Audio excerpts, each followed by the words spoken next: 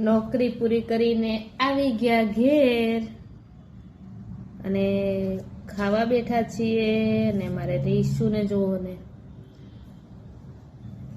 કોને માર્યું બેટા રીશુ શું ખાધું આપણે દાળ ભાત અને મગનું શાક ને રોટલી અમે ખાઈ લીધું છે બપોરનું નહીં ઋષિ નહીં ઋષિ એકલું મળી જાય છે એની મમ્મા નોકરી જતી રહે છે પછી હે ને બેટા